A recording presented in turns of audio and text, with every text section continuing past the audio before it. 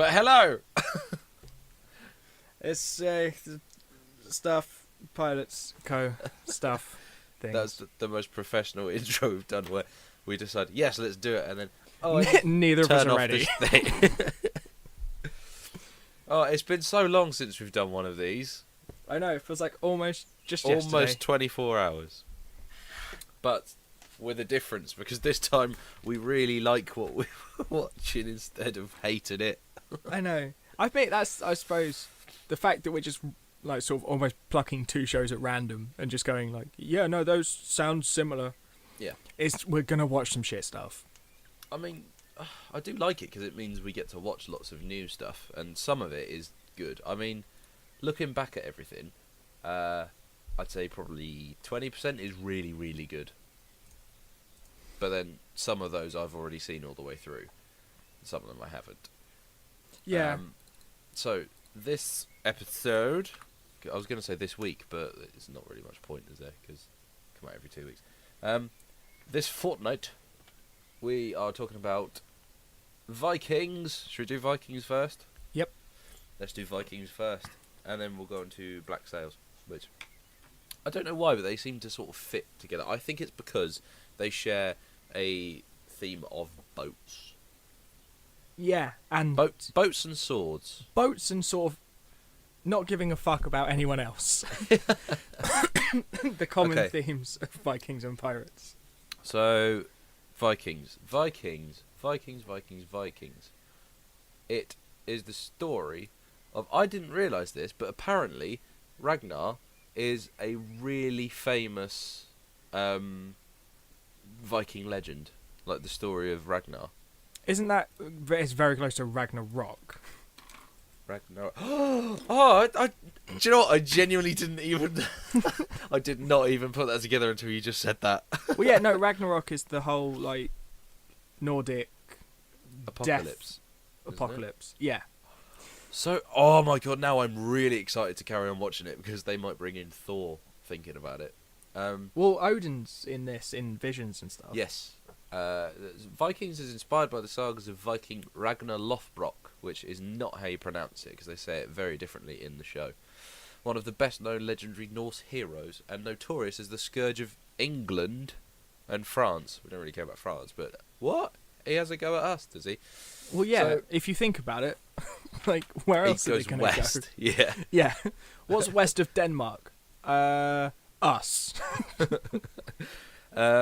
So yeah, Ragnar, he is a farmer who he longs for... He just really wants to dick over England. That's he longs very much for... the impression I got of him. Just like, you know what, fuck England.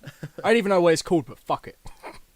He longs for raids west. He's fed up with his people continually raiding the same towns and the same places that to the east of the lands, and he wants to go across the sea.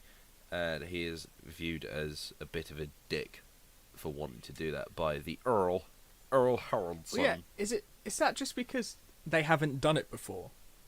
Yeah, which is because they develop like new tools, like navigation stuff as well, don't they? Yes. Like, Well, I can't remember exactly what it was. He has a primitive compass, a sunboard, which basically it works. Same principle as a compass. It's just a bit more.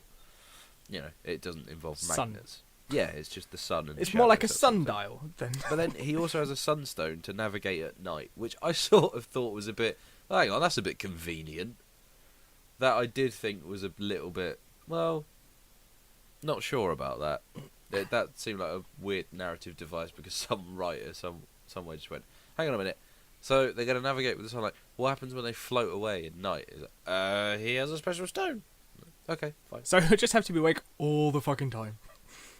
To be fair, it is one of my very few problems with the show because I really like this. I know, I liked it a lot more the second time I watched it. Because the first time, Yes. I think I just finished season 4 or 5 of Game of Thrones. It I was does I was just looking for something. It's just like Wildlings of the Sea. Yeah. Well, that's a good way of putting it. But it wasn't, like, at that time I didn't find it like interesting enough to continue watching it. Because I just wanted something to fill that Game of Thrones void. that comes after every fucking season. Yeah. I mean, well, I think had Game of Thrones not been as successful as it was, I'm not sure well, perhaps this show would have then become Game of Thrones. But I think Game of Thrones being in the sort of public conscience is, helpful to it being so as successful as it's been, because it's now on its 4th series. Yeah, that sounds right. It's been renewed for a 5th series of another 20 episodes. So yeah, it's almost a shame, because I remember when this sort of premiered. We were at uni at the time, and I remember hearing things about it, and I get this weird feeling of disappointment, like when I haven't watched something right from the start, and then it blows up and becomes this huge thing. I remember us like sitting down, like seeing like an advert for it, and just going like, Game of Thrones rip off, and I feel really bad for that now, because I'm just like, oh, but it was pretty good. It is really good. What did it air? It aired on the History Channel. Yeah. Weird place for a drama, sort of. I suppose historical. Yeah, I mean, the History Channel is not somewhere that you'd expect for somewhere that's got the money to do a long-running fantasy show. Yeah, and I mean, I only ever go there for Hitler documentaries. That's the only other thing I've seen on history, the History Channel.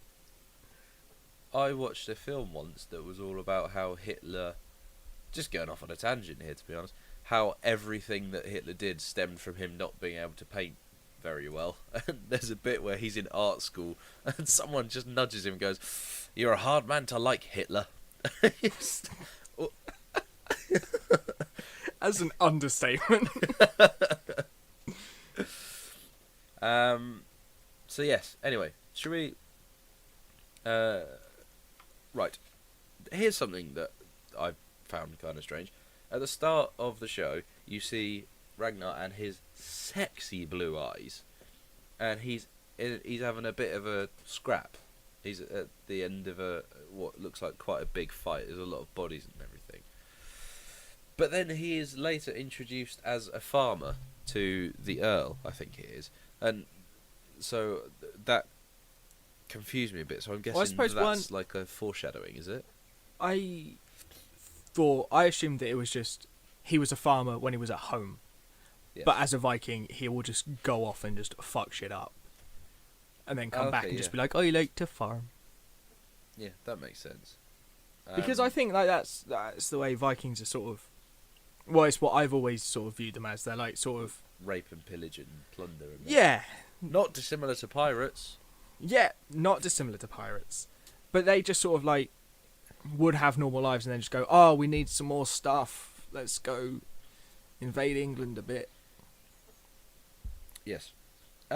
Something. What do you think about Ragnar himself? Because there's something he said quite early in the episode that really worries me.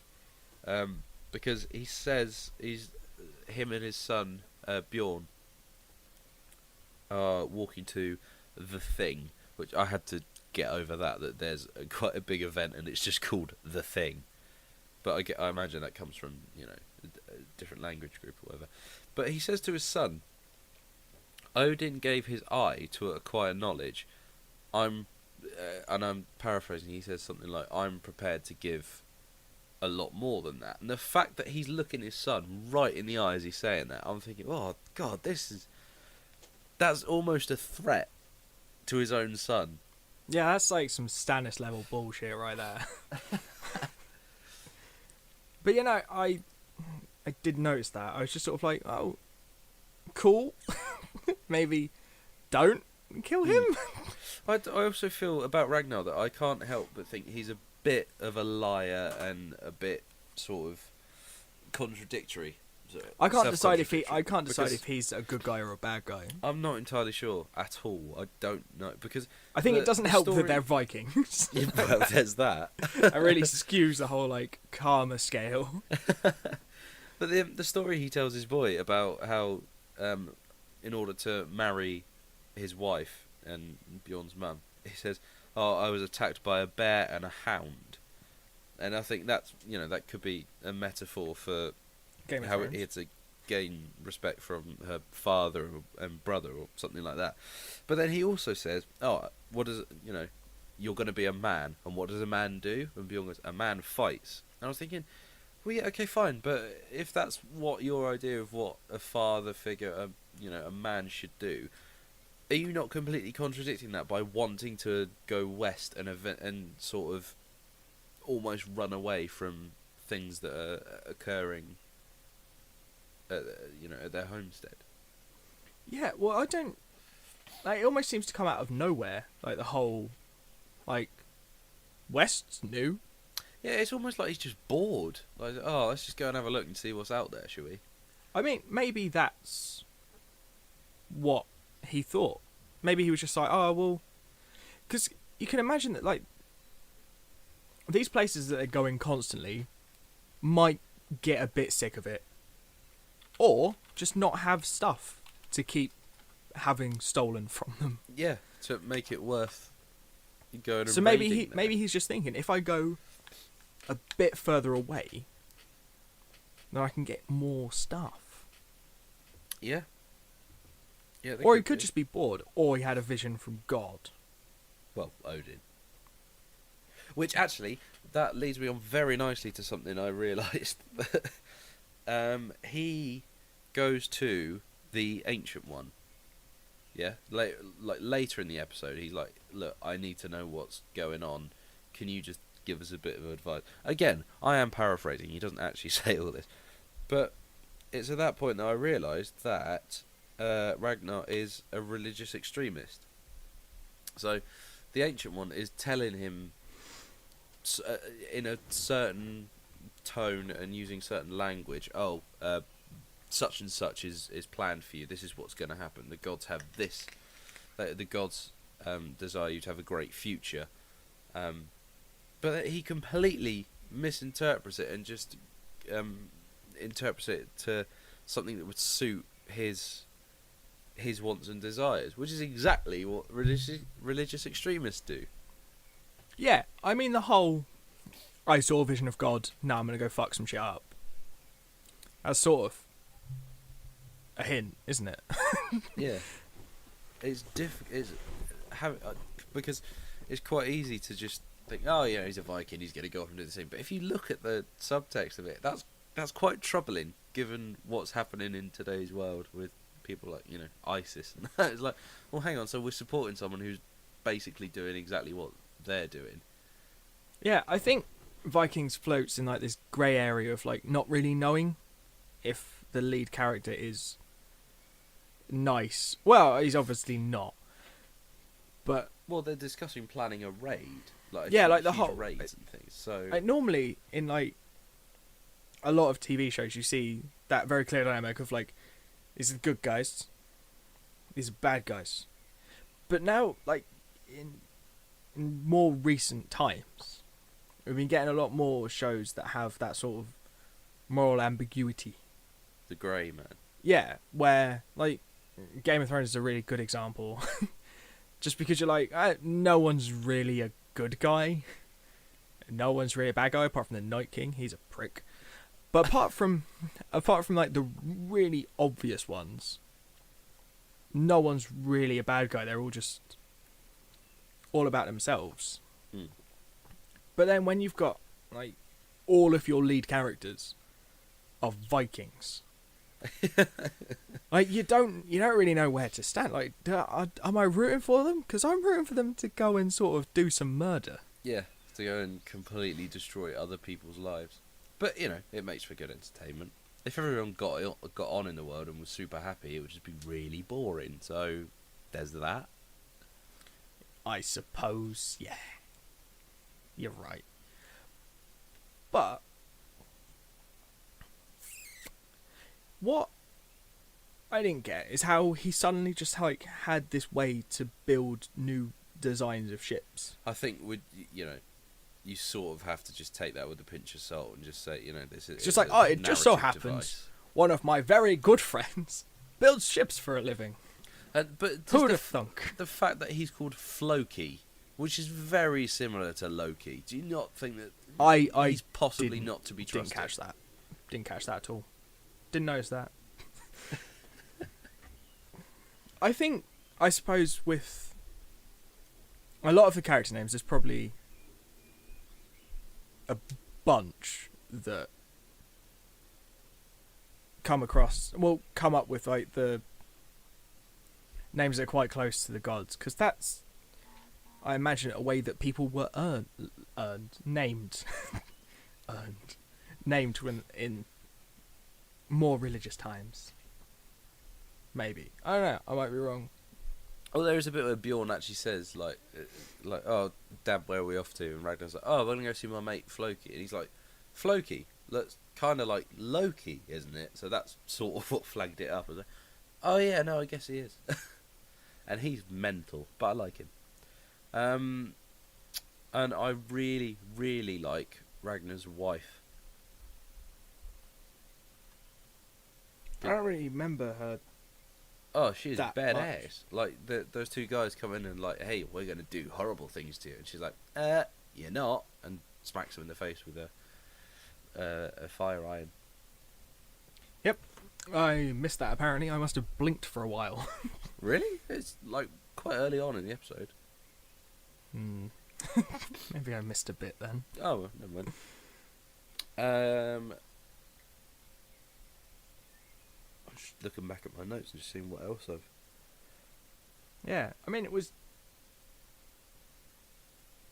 it's a pretty solid film, but my sort of problem with it is it still doesn't catch me as much as like a Game of Thrones or some of the other shows.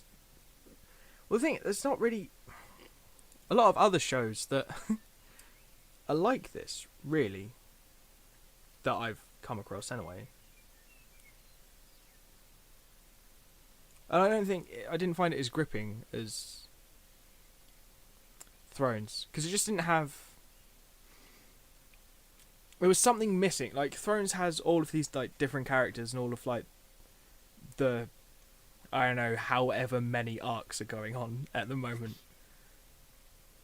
But this seems to just be like, it's like, this guy, he go there, do bad things.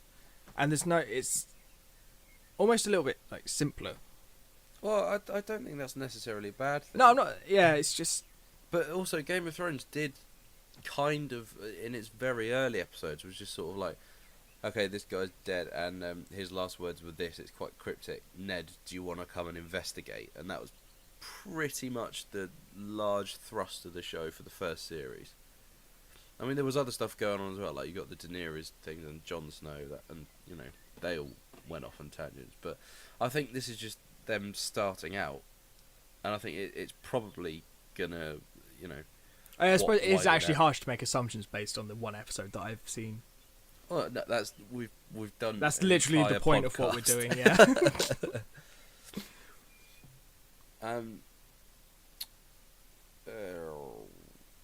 What was I going to say about this thing?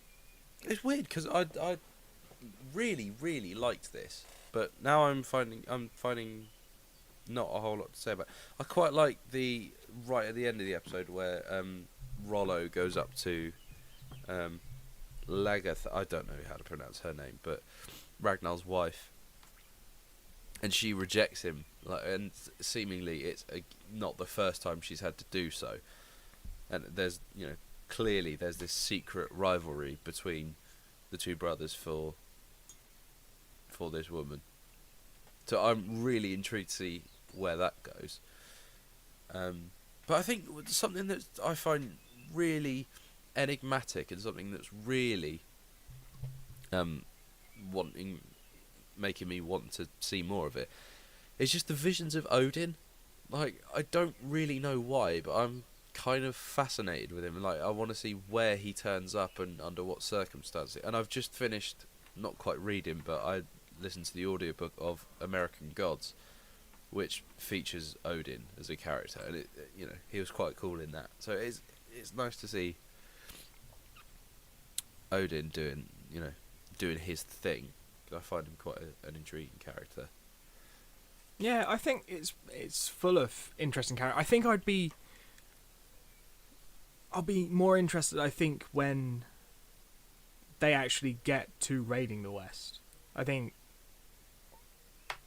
I don't know why I'd find that more interesting, but I think seeing the way the Vikings interact with other races and cultures would be more interesting than just like the village that the first episode's mostly set in. Yeah. Do you think that the first series is largely going to be, okay, he's now landed on the shores of England, or is it going to be a fair amount of it's going to be the journey towards it and trying to convince other people to go with him? That sort of thing. I think it'll be a bit of both. I think it'll be a bit of he might go with like a small group of people. They'll come back and they'll be like, "Look at all the money we have." Oh, to prove then, to the yeah, that to like it's worthy. show that it's a good idea. Yeah. Like Leonidas does in 300, where he just goes, "No, if I take a few, then they'll kill me, and then you send loads." Yeah. I think you're quoting verbatim. That is the actual script. Yeah, no. You're saying that. Leonidas sounds a lot less manly in this version. Guys, I'm gonna go do this thing. Yeah. Don't worry about it. It'll probably not be fine. Oh, you say it wasn't fine. But I think, yeah, maybe I just need to watch more of this.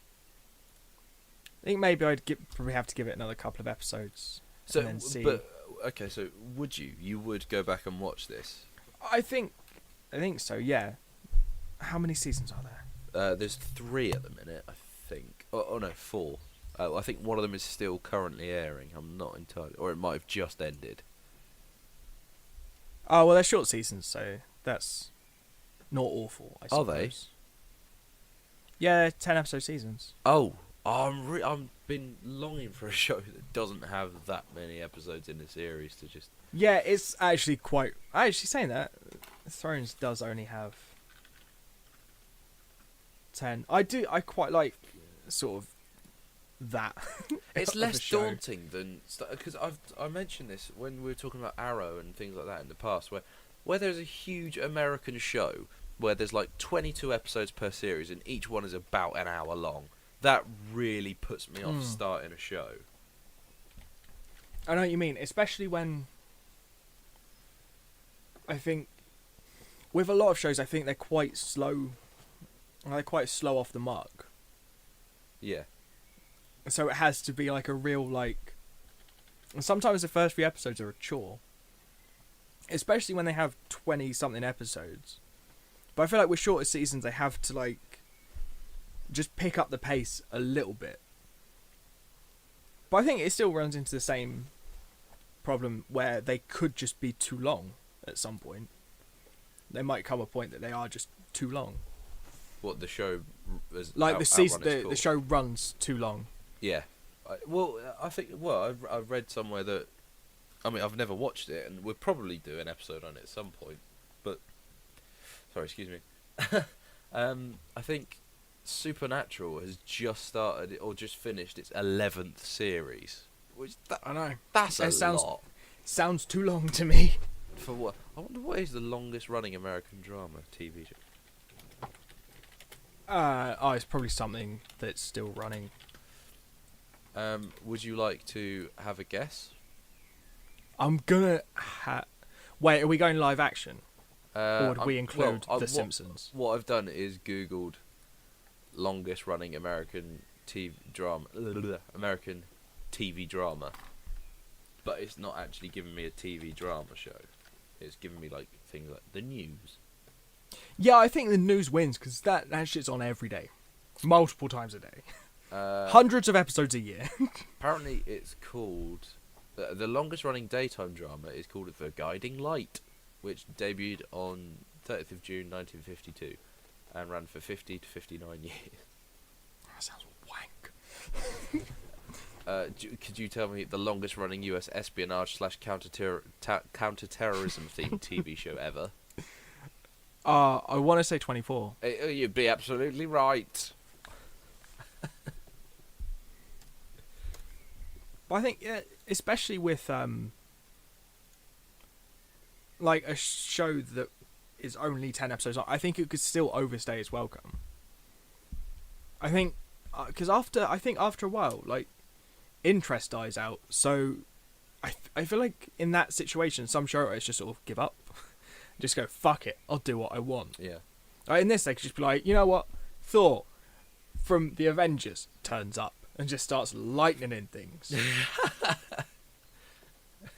But no one cares because only only four people are still watching it. Yeah, that's right. Thor's Australian. Yeah, did you not know that? No, I didn't.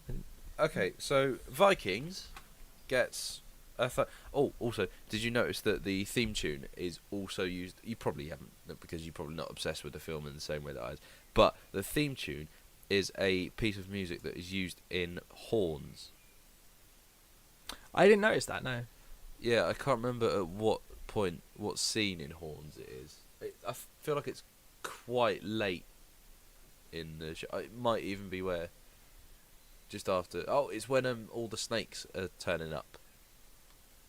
It's when he's wait, are you talking about horns? Yeah. So I remember that in Vikings. Yeah. When he's in the That's in the building site, I think. Yeah. I think it is anyway. It's definitely in Horns, but I can't remember. Oh wow! The song is called "If I Had a Heart" by Fever Ray. The song is featured in the opening credits sequence of the TV show Vikings, and has also been used in episodes of Breaking Bad, Misfits, Person of Interest, the following, the originals, Long May I Wentworth, as well as Black Sails. How weird is that? That's pretty cool. Which is quite a good segue into Black Sails. Yay! The other people who don't give a shit about anyone else. Yeah. Right, go on then. What's it all about? Well, it's a prequel, apparently, to Treasure Island. So, yeah.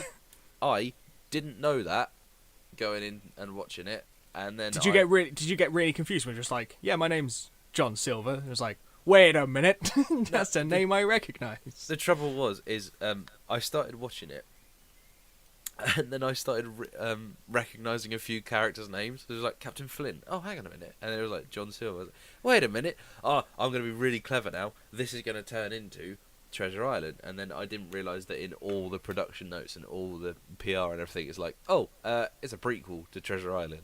So I feel like an idiot now.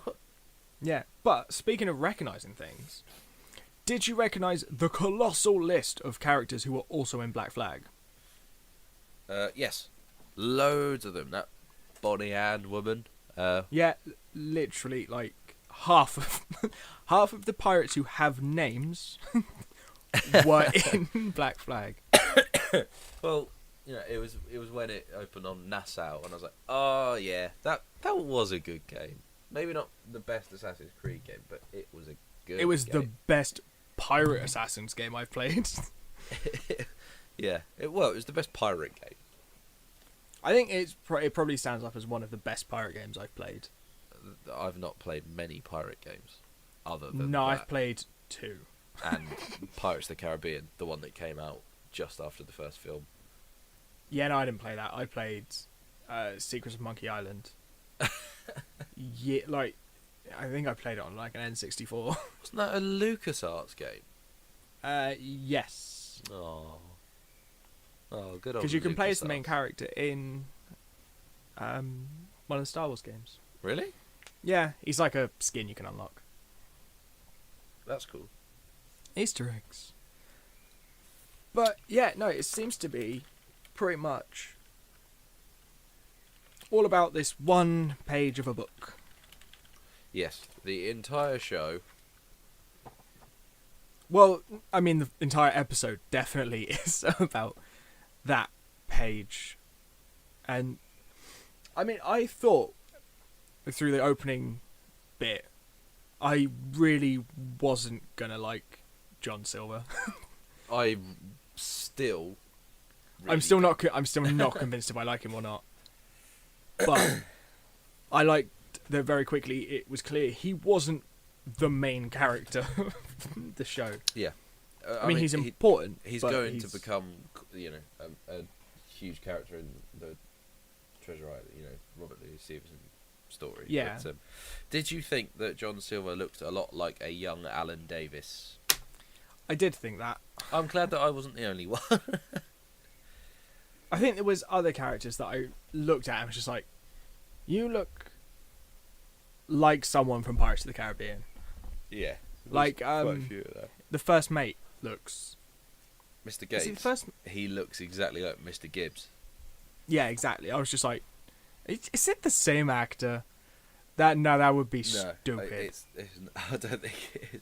But because while I make notes, I like to, in the top right hand corner, write down Doodle. the character names that I hear, and I've got a big circle around Mr. Gates because I thought he was the standout. He was absolutely brilliant. He was like one of my favourite characters, if not my favourite character from this episode. Yeah, definitely. It was such a good performance. And this episode was directed by Neil Marshall, who directed Dog Soldiers. So that's a big thumbs up for me because I fucking love that film. He's done a few Game of Thrones episodes, and he did The Descent and Doomsday and stuff. He's done a lot of really cool stuff. He did the the Watchers on the Wall episode of Game of Thrones when the wildlings attack the wall. That was him directing that one. Ah, that's cool. I thought it was weirdly, pirates against corporation almost, and against bureaucracy and that sort of thing, because that's what Pirates is. Well, yeah, but it's quite on the nose. It's like they're going, oh, they're not happy with their wages, so they're going to have a mutiny. It's like, oh, they don't like, how their wages are working. It's almost like in part of like the opening monologue-y bit, wasn't part of the thing. He was just like, yeah, we're not governed by wages. It's like, apart from, but we are. Oh, we don't like your way of doing things with all your hierarchy. And then we still have captains. Yeah, I did find that a bit strange. But I was like, well, do you know what? I can forgive it. I feel like a ship kind of needs someone to go, oi, do that. Rather than everyone just going like, I don't want to do that. No, I'm not doing that. Because that ship would go nowhere. Yeah. Talking about how it's a prequel to Treasure Island, there's, I guess, an inherent problem with prequels is that if you're aware of the text that inspired the prequel, you sort of know which characters aren't going to die. Exactly. So I said, is there a fundamental problem knowing that eventually Captain Flint will bury his treasure, which will then be hunted for by Long John Silver, who presumably at some point is going to gain a parrot and lose a leg, and then meet a guy called He's going to Jim gain Hawkins. the long bit of his name. Yeah, exactly. So, I don't know, is that a problem, do you think? I don't know, it means the show has a very clear end point. Well, so they already, you can already sort of know where it's going to end. Yeah. But I feel like part of the thing that I would be, like, the reason that I'm going to watch this is to see how it gets to that. They get there. Yeah, I suppose it almost suffers from a similar problem to Gotham, in that Gotham can have all the Batman things it wants, but it can't have Batman. Yeah, it's true. It is the problem with a lot of it's the problem with the Star Wars prequels. Yeah, exactly. As soon as you meet Anakin, you're like, I can't wait for him to fall in lava. Because then he's going to get interesting. The first time you meet Jar Jar Binks, it's like, I can't wait for there to be a film that you're not in. We got it eventually. But it is the inherent problem with naming something a prequel. Yeah, but I suppose, it's...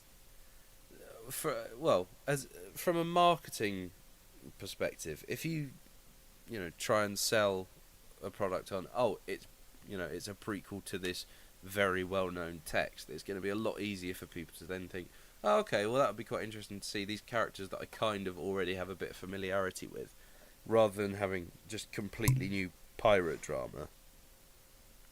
Yeah, I mean, even if you gave, I feel like it also gives like the viewers a jumping on point that they can sort of go, right, because you are following the story of Long John Silver here, really. Yeah, I mean, because it starts with him, and it's his story, but all the other stories have to feed into it. Otherwise, you would have no idea what's going along. It'd just be I went and I slept with some whores, and then I went back on the ship and the man was doing the shouting and he beat the man to death. And then we're leaving. I feel like there's a bit more detail in it than just that. Well, no, if you didn't see the other characters doing their stuff, Yes. that is Long John's story in this episode. Oh, right. What did you think of the Blackbeard sequence? The scene where he meets Blackbeard? I just thought it was funny. I really hated it. That was the point. I was like, oh, you really did not need to do that. Do you know what I'm really glad they didn't do? What? I'm really glad they didn't make Black Little. I'm sort of really glad that I thought initially they were going with Blackbeard's a woman, and I was just like, please don't do that. I wouldn't have. I mean, it would be interesting, but I feel like this isn't the place to do that. No. So that could be done somewhere else. to sort of explain, why I hated it, is that so John Silver is dragged off by a bunch of his new crewmates, and says, "Oh, Blackbeard wants to see you," and he gets up to this room and they're acting all like, oh god, this is really bad, it's going to be horrible. And I was expecting like a twist or something. I was like, I was saying, I bet it's a woman, or I bet he's a kid, or I bet he's completely weak and useless and rubbish and that sort of thing. And Blackbeard turns out to be this woman who he stands in front of and goes, "Alright, are you Blackbeard then?" And she's like, "Yeah." And he's sort of looking at her like, "Well, you don't have a beard." And she opens her coat, and she's got a thick mass of pubic hair that's black.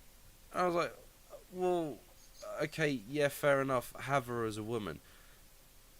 But I was hoping that they would then run with it, but saying like, oh, well, wouldn't it be interesting if the most feared pirate on the seas was in fact a woman?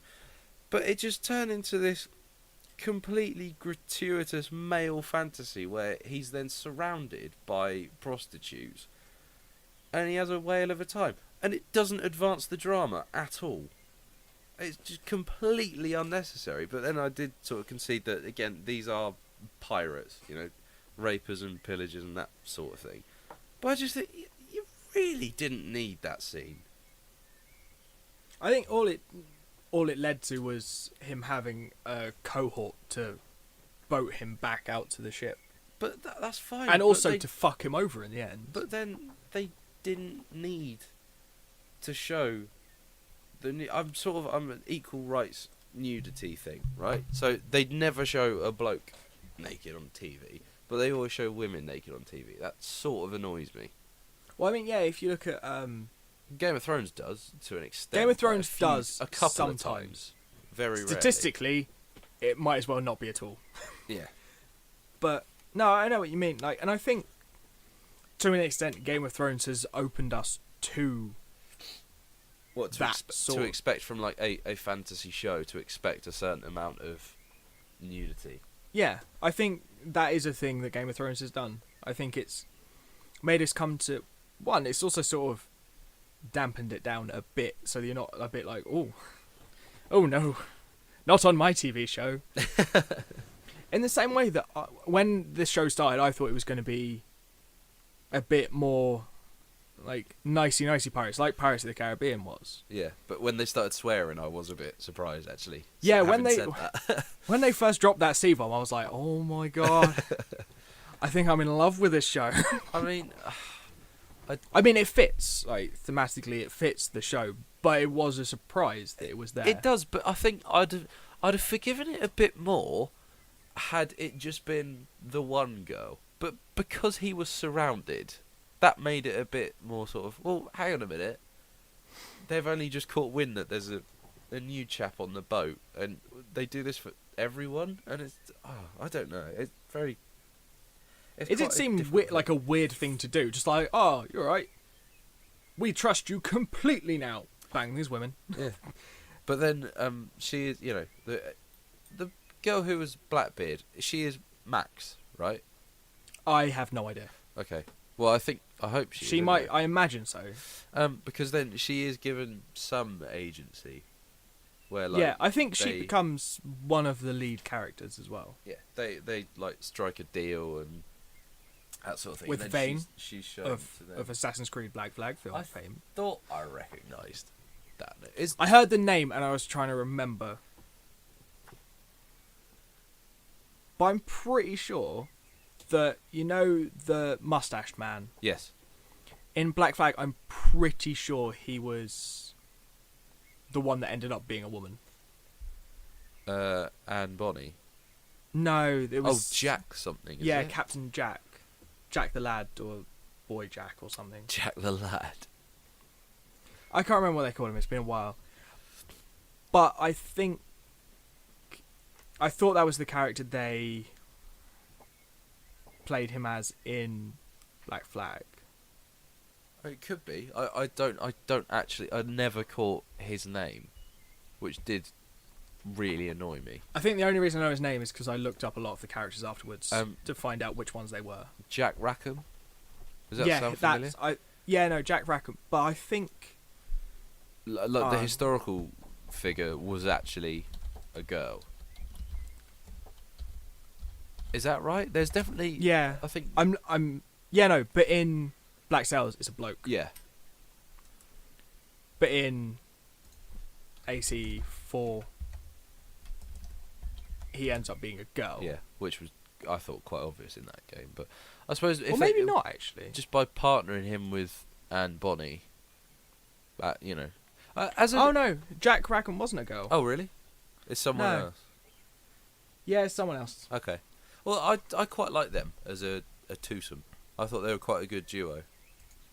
I think it was quite nice to have someone who wasn't on their ship as a bad guy. Yeah. Finally. So it's just like, it's just infighting, and that I was just like, if it's just all this mutant, like this constant mutiny throughout the whole season, I won't watch it. I'm glad 'Cause it I was just- nipped in the bud. It was good for an episode, just maintaining the sort of the tension and the threat and everything between Singleton and Flint. And But really then- giving Flint a reason to just tell everyone what the fuck he's doing. Yeah, like he's made this captaincy based on lies and deceit, and he realizes that actually that isn't what's been working, and that's what's got him in the situation where he might be then dealing with a mutinous crew. And Which- also, what he does to sort that out is lie some more. that was absolute genius, the way that they did that. So you know, him and Singleton have a trial by combat because he accuses Singleton of having been in his quarters and stealing the page which he's been looking for. So he beats Singleton to death and then looks up to Bones and hands him a bit of paper, and it's blank. And he's like, oh my god, that's so good, because now he has to prove his loyalty, and we see where his loyalty is, and he's made this complete gamble of saying, right, look, this is me completely fucking trusting you, so you have to do what if I'm going to survive this, I want you to then pretty much make that decision. I just thought that was a stroke of genius. I was so happy to see that. I think that's so like, subtle but so good. That second half of the episode is what sold me on the show. Rather, like, Yeah. the first half was cool because it was all, like, scene setting and, like, oh, look at all these characters. And I was like, yeah, I've seen a lot of these before. I play video games. But then, like, the second half with the Scarborough ship Yeah. turning up and them just being like, oh, shit, we've got to kidnap this guy. Obvious pirate logic there. Just like, shit, I don't know what to do. Kidnap him? Yeah, that'll do. It's like, should we ditch the body? Yeah. Oh, what's that just behind the sail? Oh, it's our ship. Oh god, they've seen everything. Yeah. And then it was that sort of, because when he goes back into the cap, he gets on the ship and goes back into the cap. I thought that was it. I thought he'd given up and he was just going to get a new boat and he was going to be friends with Jack Sparrow or whatever. But then he just walks out and he's like, you know what, I'm just going to call him a thief. Yeah. Not a great. I thought he was going to lose the fight as well. I did, but then I thought, well, this is where I thought, well, hang on a minute, it's Captain Flint. I know that he buries his treasure and it's then lost. See, there's a lot of Treasure Island that I don't remember because I read it when I was a lot younger. Yeah. So did So I. I But don't really remember it that well anymore. well, it's only by virtue of hearing like the characters' names and having familiarity with the pirate sort of mise en scène, as it were, that's sort of brought it all back to me. I was like, oh yeah, no, because I remember that it was Flint's treasure they were looking for in Treasure Island, that sort of thing. So it wasn't a huge problem for me because I don't know the text brilliantly. I just know aspects of it, but I think the fact that you know that it's Flint's treasure, that means that at some point, if not At some point, it means they're gonna get it. well, if it's not the Urca de Lima, they will at some point, or at least Flint will at some point, get Some treasure. yeah.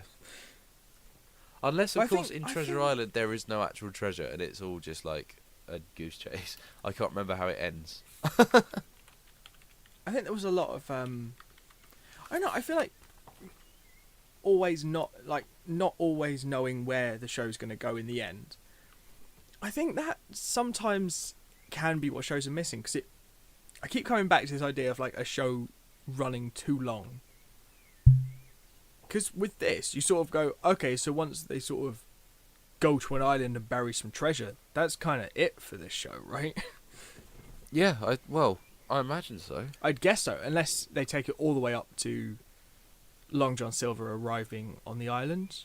Oh, well, No. unless they then turn it into, okay, now it's an adaptation of Treasure Island, which would be kind of strange given that it was only a It would be few kinda years strange, ago and we had one Yeah. with Eddie Izzard. And I feel like that would be unnecessary, because, like, that's well-trodden ground. Yeah.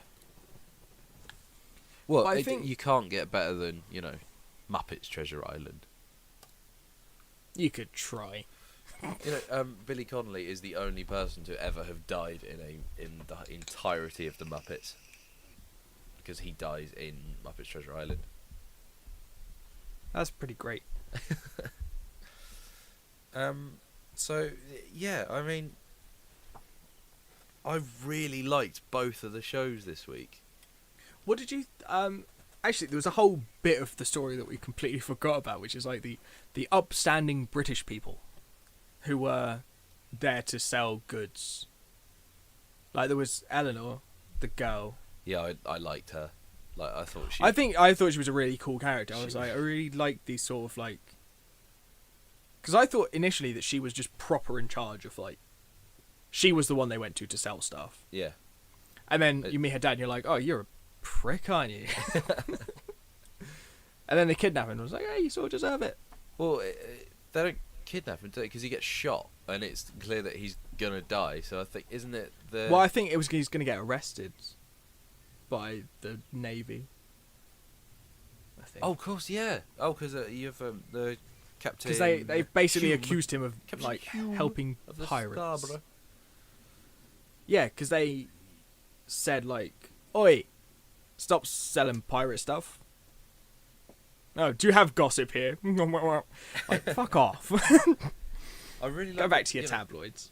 Something that I did really like is that they initially they have the first attack on the ship where Captain Parrish is and where he steals the schedule, or where Silver takes the schedule and then stows away on the ship. And it says, "Oh crap! There's a naval ship behind us," and they're like, "Okay, let's leg it." And then they get to Nassau, and you completely forget they're being chased until he walks in. You're like, "Oh yeah, there was that guy." What I like is it wasn't. What I like about this, okay, overall, my favourite thing about the show is it's like grown up Pirates of the Caribbean. Yes. It's a bit more like. I don't remember seeing anyone on the Black Pearl having their face smashed in with a cannonball. Yeah, that was a cool moment. It was very like. The trial by combat thing was very reminiscent of almost the Viper Mountain fight. Not quite as extreme, Yeah. but you felt like. But I think that's where, like, I'm so used to characters just dying all the time. I was just like, oh shit, Flint's not going to make it, is he? Which is the plus of having forgotten everything about Treasure Island. But yeah, I'm definitely going to watch the shit out of this. I think I'll probably continue with this and Vikings. Do you think you will actually carry on with Vikings as well as Black Sails because, I think I will. I'll probably watch Black Sails first, though. to be fair, it's been so long, excuse me, since we've had anything. Well, it's been a while since we've both gone. Yeah, I'm probably going to carry on watching this. Like, I think the last one we both agreed on it might have been. Was it Empire? Yep. How much of Empire have you watched since? Yeah, none. I mean, Dracula. Yeah. I've watched a bit more of Dracula because I've watched half of the next episode. Oh, that's bad, isn't it? Yeah, again, the only one that I have started watching because we've talked about it on this show is 24, and even that I've stopped after the first series. Yeah. Black Sails is on Prime, so Yeah, well, I think it's only the first few episodes is actually included with the Prime price, which is a bit of a kick in the teeth. But I might get the DVDs as well as Vikings. yeah. I was literally just looking for them, but I couldn't see them. I think they're only about a tenner, and Vikings is about £7 or something, or the other way around. Anyway, so yeah, it's really nice to talk about shows that we really, really, really like. I typed in Black Flag instead of Black Sails. Brilliant. Black Flag was the name of Henry Rollins' band. There you go. Bit of useless info. Right, that's cool. So I'm going to buy these right now. Oh, I think I might actually do the same. Does that bring us to a close for this episode there? I feel like listening to me order stuff live is really pushing it for content. Last episode we listened to you literally looking something up, which was thrilling. Don't get me wrong. That is true. Okay, order has been placed. Seasons 1 and 2 of Black Sails are on their way. 1 and 2? Yeah. Well, hang on. Now you're going to listen to 2 people ordering stuff. Yeah, I got them on Blu-ray as well. I spent the extra money. Really? Oh, hello. Someone's got a bit of fucking flash cash, haven't they? Well, it's also that I have a Blu-ray player, and I paid money for Blu-ray watching software, so now I have to use it. I've watched Star Wars so many times. I haven't actually watched it as many times as I thought I was gonna, having bought the Blu-ray. But now I'm thinking I should probably put it on. We should probably end this now because we're diverting it. Okay, so yeah, but basically, we watched good things. We liked them. Everyone should watch them and love them. it was fun. The next episode we're gonna do maybe. I think we were gonna go with How I Met Your Mother. And Friends. Yeah. Okay, that's good. So that should be a good one because I'm a big fan of How I Met Your Mother and I am a fan of Friends, but How I Met Your Mother's better. Yeah. Basically that, yeah. Okay, so until the next time, Stay stay pillagey. Stay nomadic rapists. Yay! That's our viewer base. And basically, get a boat. If we've learnt nothing, if we've only learnt one thing this entire episode is that things were Buy a better boat. when boats were the main source of transportation. Yeah, fuck planes, man. Oh, wait, no. Because then we wouldn't be co-pilots. God damn it. Alright, we can't be co-captain because by the very nature of being captain, you can't have more than one captain. So, oh no, what's happened to us? We used to know what we were. Because Co-bosun? Nah. no, it doesn't really work. I suppose because Vikings are just pirates without water. Oh man, that's deep. Like the water the pirates are on. And the We should sharks stop. were in as well, which scared the crap out of me. I really thought there was going to be some plank walking, but I was sorely disappointed, but I will bide my time. Mate, you've got 3 series to enjoy. So I'm sure that at some point, someone walks a plank.